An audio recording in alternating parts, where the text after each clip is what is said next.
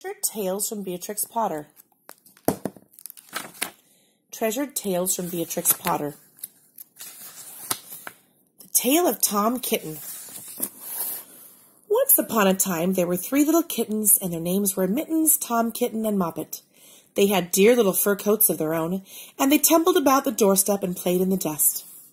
But one day, their mother, Mrs. Tabitha Twitchit, expected friends to tea, so she fetched the kittens indoors to wash and dress them before the fine company arrived. First she scrubbed their faces. This one is Moppet. Then she brushed their fur. This one is Mittens. Then she combed their tails and whiskers. This is Tom Kitten.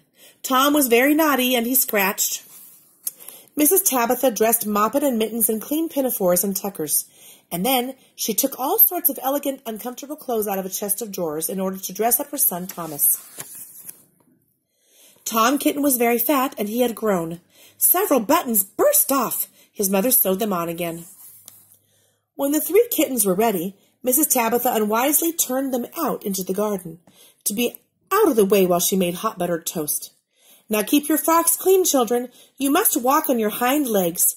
Keep away from the dirty ash pit and from Sally Hennypenny and from the pigsty and the puddle ducks. Moppet and Miss Mittens walked down the garden path unsteadily. Presently they trod upon their pinafores and fell on their noses. When they stood up, there were several green smears.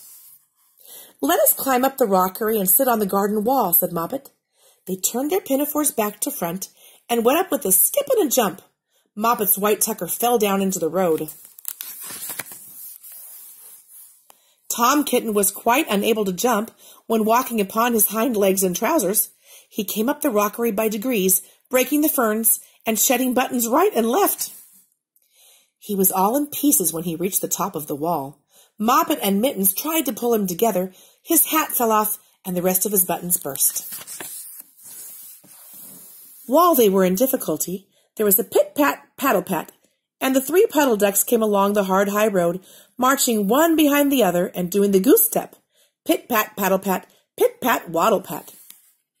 They stopped and stood in a row and stared at the kittens. They had very small eyes and looked surprised. Then the 2 duck birds, Rebecca and Jemima Puddle Duck, picked up the hat and tucker and put them on. Mittens laughed so that she fell off the wall. Moppet and Tom descended after her. The pinafores and all the rest of Tom's clothes came off on the way down. "Come, Mr. Drake Puddle Duck," said Moppet. "Come and help us to dress him. Come and button up, Tom." Meow, meow. Mr. Drake Puddle Duck advanced in a slow, sideways manner and picked up the various articles. But he put them on himself.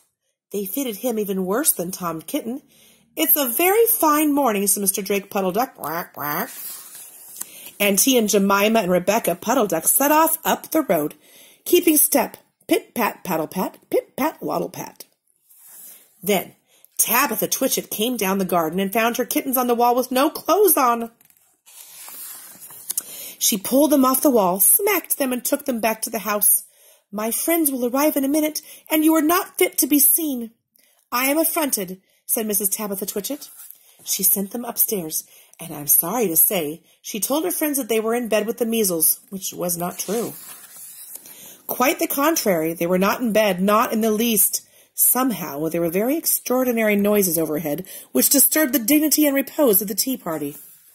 And I think that some day I shall have to make another larger book to tell you more about Tom Kitten. As for the puddle ducks, they went into a pond, and the clothes all came off directly because there were no buttons. And Mr. Drake Puddle Duck and Jemima and Rebecca have been looking for them ever since.